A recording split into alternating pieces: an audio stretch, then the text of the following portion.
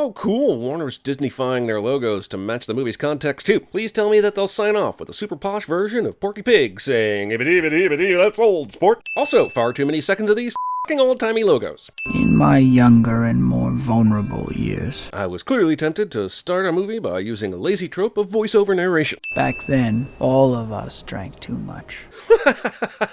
Back then. And none of us contributed anything new. YouTubers. Only one man was exempt from my disgust. Gatsby. Roll J's! He was the single most hopeful person I've ever met. You obviously never met the dog from Up. Dude, I don't care if it is the 1920s, there's no way you'd be able to walk around a psychiatric hospital with a f***ing tie. That's dangerous and definitely sinful. At a party in New York. This is supposed to be older, wiser, more tired, and more seasoned Nick, long after the events we're about to see, but he honestly looks like about 1.5 years older. Basically the same, only he missed a few showers. It's at this point that the movie pans into 1922 Manhattan while playing a Jay-Z song, and I am already out on the blatant anachronisms of this movie. Why are they even needed? Does it add anything to this movie? Can you not just set it in present day? Stocks reached record peaks, and Wall Street boomed in a steady golden roar. Stock footage under narration. They could have called this movie Pressing by Buttons. A gentleman I had not yet met. He was your neighbor. My neighbor. We've established the fact that Gatsby was his neighbor. No need to say it over and over and over like it's some kind of old sport or something. She lived across the bay in old moneyed East Egg. And welcome to Yawn, the movie. Seriously, Baz f***ing Luhrmann directed this tale of opulence, and he's never done a movie that hasn't felt like it was on PCP. But this still came out as a boring mess. It's pretty, but much like Tobey Maguire, that's all it's got going for it. My little shack's just a cardboard box at $80 a month. Your life is adorable. I know somebody in West Egg. Jesus Christ, this scene seriously feels like an audition when the actors are reading the script for the first time. You must know Gatsby. Gatsby? What Gatsby? Malkovich? I have no goddamn clue about why Baz Luhrmann gets such a pass on his editing style. There are like 4 times more unnecessary cuts in this scene alone than a standard f***ing MCU fight scene, and that's saying a lot. The idea is that it's up to us, the dominant race, to watch out of these other races. Wow, man, was totally racist back in the 20s. There's no way this conversation would happen between several rich white people almost 100 years later, right?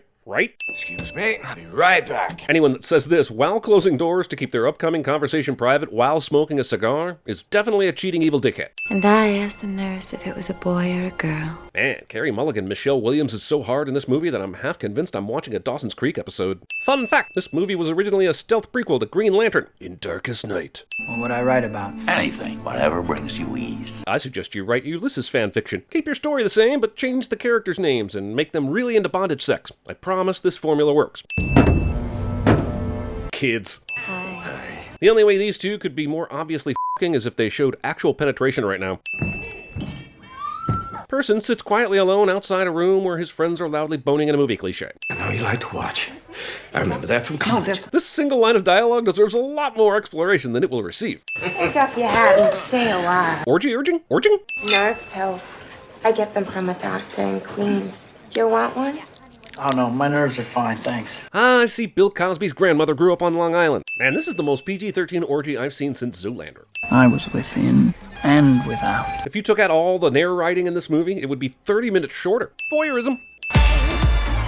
Would it seriously have killed this movie to put in some jazz? It was the roaring goddamn 20s, man, which was an excellent time for music. Well, we simply have to talk about how Moulin Rouge Gatsby's parties are. Heiresses comparing inheritances. Embellishing my elegance and eloquence. The elephant is in the room. The truth is in your face. Oh, sorry.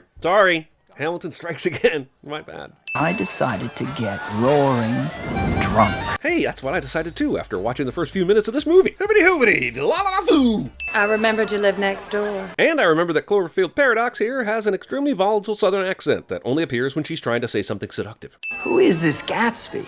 He was a German spy. Discount Army Hammer. Christ, more dancing. You know, there's steeping the audience in the lavish Gatsby lifestyle, and then there's drowning them in it. I'm not going to play the music here, but I can guarantee you that none of it is being produced by these instruments. Look around you. Rich girls don't marry poor boys. Is with the hostility here. Sure, Teddy's drunk, but he knows nothing about Nick's circumstances, at least according to the movie. Was this the face that launched 1,000 GIFs and burnt the topless towers of Twitter? Sweet Leo, make me immobile with a martini. Also, one of the reasons this movie is 2 hours and 22 minutes long is that it takes 30 minutes for the title character to show up.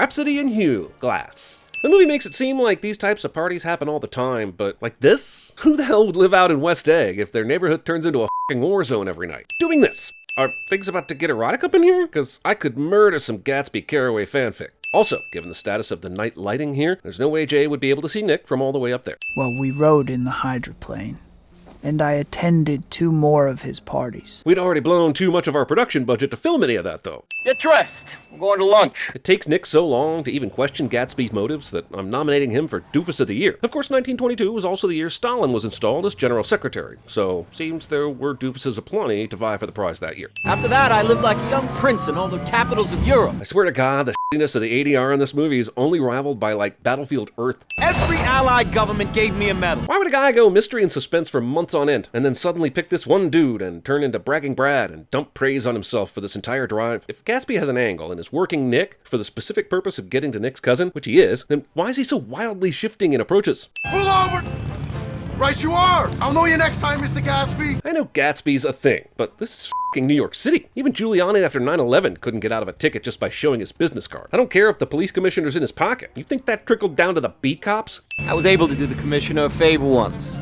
He sends me a Christmas card every year. Huh, I was able to do a commissioner a favor once, and all I get every year is an annual flare-up. What? By the time we reached the bridge, I was impossibly confused. As am I, from listening to this Jay-Z song that not only is anachronistic, but is completely out of nowhere in terms of this f***ing movie. But this is mid-f***ing-day, right? I understand there were speakeasies and stuff during Prohibition, but that shit happened mostly at night. I knew I discovered a man of fine breeding. Such medals.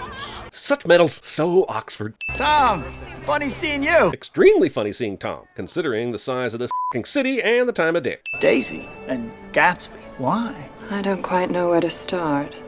But you will start soon, no? We're over 45 minutes in here, and it's literally all been set up. The way he looked at her is the way all girls want to be looked at. By Leonardo DiCaprio? Daisy Faye married Tom Buchanan with more pomp and circumstance than Louisville had ever seen. Even bigger than Secretariat, the Brown Hotel, the First Batch of Bourbon, Muhammad Ali, and Rick Pitino combined. Thank you. Have a good night, sir. Dude, isn't Nick poor? He just took a cab from Times Square to Long Island, which should cost, if my conversion to 1920s dollars is correct, roughly $6,000. Not since Jim in American Wedding has a guy believed so hard that landscaping would help him with the lady he loves. The director had an argument with the actual character of Jay Gatsby over exactly how many flowers constituted too many. Gatsby won the argument, mostly because the set decorator had taken the day off to go to a scrapbooking convention and wasn't around to break the top. You got everything you need. Perhaps more flowers. Nick would be excellent at CinemaSins if he weren't even better at kissing Gatsby's ass. This Gatsby is rich, but he's also human, and in Waiting for Daisy, he shows his true colors in a good way. Goes on for some time. Did you ransack a greenhouse? He is in love with me.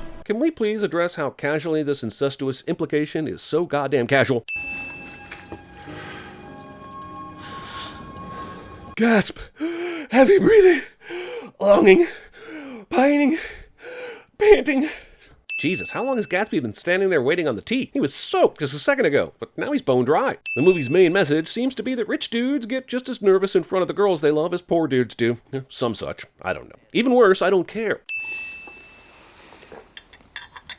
I know they're intentionally making this moment awkward, but I also feel like this scene is a metaphor for this entire goddamn movie. Blocking. I have the same view from my place. Casual admission of stalking notwithstanding, how the f*** does Daisy not know that Gatsby lives across the bay from her? He's all anyone talks about, and his parties are epic. Hell, how did she not see the huge f***ing fireworks show from last week? I realized she was maybe trying to avoid him, but it would be impossible for her not to know that he's here. Come with me. And you'll be in a Lermanesque abomination. I'm such a brute. Okay. Yes, but a married brute, this whole thing went from super nervous about seeing each other to acting like they're newlyweds very quickly. Premature orange ejaculation. You'll ruin the... Jay, stop it! This scene right here, perfection. I know I baz on Lerman for his heavy-handedness, but this shot of Jay literally showering Daisy with riches with too much exuberance because he's missed her so much, along with her initial joyful reception that turns to slight sadness, just brilliant, once and off. I want to show you something. Ah yes, the distant cousin of the you'd better take a look at this cliche. These are a lot of clippings I collected about you. I guess stalking's kind of okay, as long as it's done by a super gorgeous gazillionaire, right? Reminiscing. Screw all these pillows. God damn the pillows. I cannot stress enough how there are way too many. Holy f***, look at all those candles. I was going all in, ripping the level of excess on the pillows, and the candles were like, hold my beer. Tale as old as time. This dude down here putting out the candles one at a time is definitely days away from snapping. Listen closely and you can almost hear him muttering his mantra, light the candles one by one. Then we snuff them because it's fun. By the time of morning sun, if we're lucky, we'll be done. I wish I'd done everything on Earth with you. Even snipe hunting? Anal? The Iditarod? I wish it could always be like this. You mean like an aimlessly meandering montage of confusing flashbacks and soap opera scene transitions, wrapped in an auditory volume of a backing score? He rowed out and rescued the vessel and its captain, alcoholic millionaire Dan Cody. Damn, you've got to admire this dude's commitment to alcoholism. Even in the middle of a shipwreck with that rescue boat approaching, he still makes time for one more swig from his comically large wicker drinking vessel. What the hell are you doing, old sport? This is the movie's Martha, why did you say that name moment. But when Cody died, Gatsby was cheated of his inheritance by Cody's family. Can you really get cheated out of something that you have no right or claim to? Why is Tom here again? I thought he had a particular disdain for this side of the bay, and Mr. Steal Your Girl should be hanging with Daisy without her husband, right? I'd really rather not be the polo player. Well, you're not God. You're a polo player, okay? You're a polo player, polo player, polo player, polo player, so f*** you. Mr. Buchanan, would you mind terribly? Asking another dude's wife to dance. I don't care if you're asking his permission or whatever. Rude to all parties present. If you come up to me at a public event and ask if you can dance with my wife, I will shove a nearby large object up the hole from which you pee. Thank you. What the hell? They've had at least several weeks since they reconnected, but they wait until the middle of a huge party, attended by Daisy's husband, to finally start the kissy time. I wish we could just run away. Thing Carey Mulligan texted to Isla Fisher after the first table read somehow made it into the movie. Hello? Nick third wheels so hard in this movie that he might as well be riding around on a tricycle. You can't repeat the past. Can't repeat the past. Movie thinks this repeated line is clever, but it's just annoying, given this movie is over 2 hours and 22 minutes long. He knew his mind would never again be free to romp, that falling in love would change his destiny. Damn it, Daisy started this movie out by having some actual agency, some chutzpah. But halfway through this she's turned into a starry-eyed swooner that waits patiently for Jay's inner monologues to shut the f*** up. She blossomed for him like a flower. Aww, ew. I just need to give her more time, old sport. The one thing this movie does not need is more f***ing time.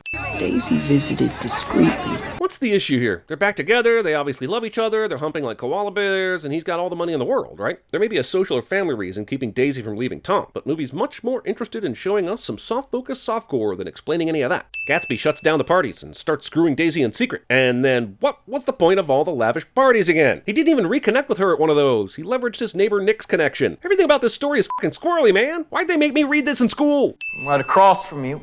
Right there. Oh, so you are. God damn it, why do people continue to treat this as a surprise? It's not like the fucking castle is easy to miss, and Tom has been to the fucking house. And it will be fun. It was your idea. Fine, have it your own way, Tom. What the hell was this scene? I know it was supposed to be building up tension between the two love interests, but this shit was executed like a bad high school play.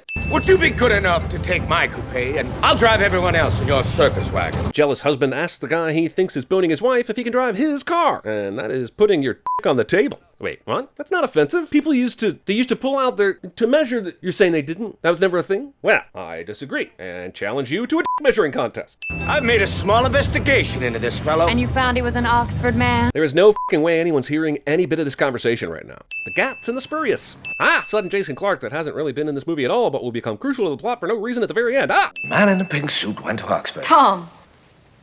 I said I went there, didn't I? Yes, but you didn't address the pink suit, which, in my opinion, is a greater offense than lying about attending a university. What kind of a row are you trying to cause in my house, anyhow? He isn't causing a row, you're causing a row. Wow, how now, brown cow? Might I interest you in joining this row? She only married you because I was poor and she was tired of waiting. Maybe technically true, but to not even consult her on this before doing a public attack thingy is bad boyfriend material. Starting to think she's better off with cheating Tom than with psychopathic Gatsby. I never loved him.